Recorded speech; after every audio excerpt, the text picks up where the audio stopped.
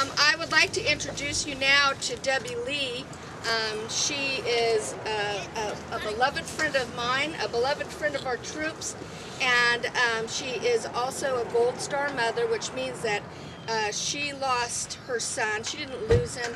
He gave his life for the United States of America, and she has a wonderful story, and I'd like her to share that now. Thank you.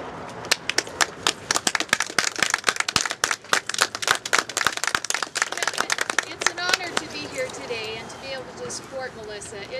As a Gold Star mother, it deeply touches my heart when I see those men and women who are in Congress or want to be in Congress and serve our nation, who so much love our troops, and they recognize the sacrifices that they make. I remember this year on the anniversary of the war, the day before I had received a box of Mark's uniforms, and I kind of tried to prepare myself. I knew it would probably be difficult to open those uniforms and see those that he wore and the memories that would be with them. So I'd saved them for the next day. I'd gotten my coffee and I turned on Fox News, is typically my habit in the morning. And as I did that, the president was addressing the nation. And he was talking about the successes in Iraq, and he was talking about the sacrifices in Iraq. And as a Gold Star mother, I know firsthand the sacrifices. But as a Gold Star mother, I've also seen the successes when I was in Iraq at Christmas. As I listened to the President speak that day, I remembered 9/11, and that day that happened, my oldest son, Christopher, was serving in the Marines. He served faithfully for 6 years. My son-in-law, Christopher, was serving in the Army as a captain, and Mark was in the Navy. I also had a brother who was serving in the Air Force, so I knew this was going to be a personal war. I just didn't know at that point the depth of the cost that our family would sacrifice. And I don't regret that. Mark doesn't regret that. He believed in what he was doing, and he wrote an amazing letter. If you guys have a chance, you can Google that and find his glory letter that was his last letter home. But today I'd like to tell you just a little bit of the sacrifice on the last day of Mark's life. They were in Ramadi, which was called the hellhole of Iraq at that time. The guy said it was the worst piece of real estate. And we know today a different story. We've heard of the successes in Al-Anbar province. And as Kat said, we've recently heard how in Fallujah they're completely closing the base because of the success of our men and women who so faithfully serve. And as I picked up those uniforms out of that box that day, the first thing that I did was hold it up to my nose to try to smell and see if I could smell Mark's scent. And as I did that, the tears began to flow down my cheeks. And I thought of that young man who filled that uniform so amazingly. As you can see by his picture, he's very tall, dark, and handsome. Amazing young man. But that wasn't what made him so special. It was his character. It was his determination. It was his faithfulness, his selfless attitude that others were more important than himself. And I know today in this crowd we've got several who have served selflessly and who have that same character. So at this point, if you have served in the military, would you please raise your hand so that we can thank you for your service to this country? Thank you.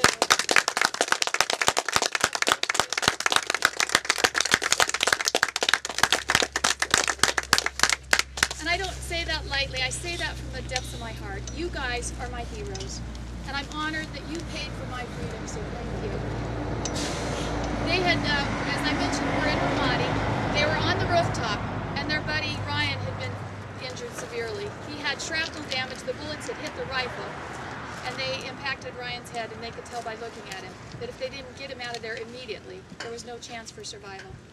There were only 4 SEALs on the roof, and there was not a medic up there. So that day, 2 of the SEALs chose to drop to their knees to help Ryan. Mark chose to stand into the direct line of fire to provide the coverage so that they could get a medic up to the rooftop. Mark could have done the same thing. He could have made that decision to fall to his knees. He could have stayed behind the barrier, and Mark could have been with us today.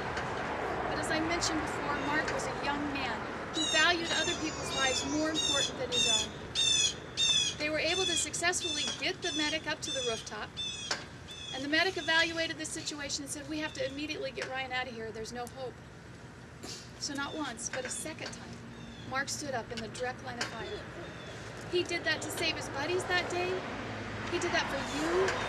He did that for me. He did that for this nation to defend our freedoms. They were able to successfully get down off of that rooftop, and they went back to the base, which I'm proud to tell you today has been named Camp Mark Lee in his honor.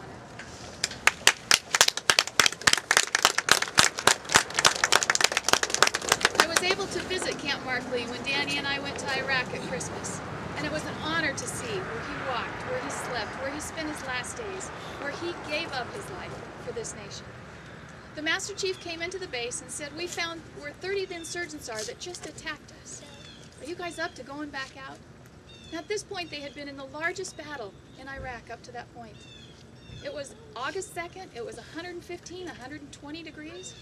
Mark weighed about 200 pounds and he carried about 150 pounds of ammunition. He carried the big gun, the M60. And I can't even imagine going out in 120-degree temperatures with the Kevlar and armor that we wore while we were over there, let alone carrying all that extra weight. But Mark looked at his Master Chief and he said, "Roger that, let's go get him." So they went back into Ramadi. They had cleared several houses, and they cleared the bottom of the last house that Mark would be in that day.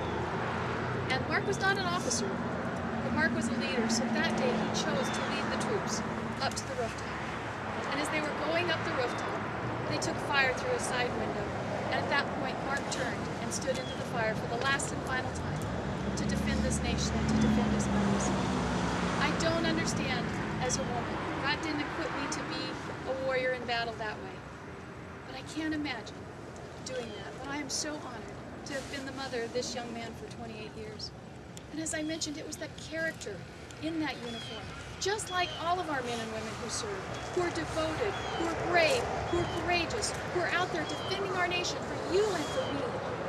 And that's why, Melissa, we're honored to be here today and to give you our support from the Freedom MAF PAC and endorse you as our candidate in the state. Thank you so much for defending our troops.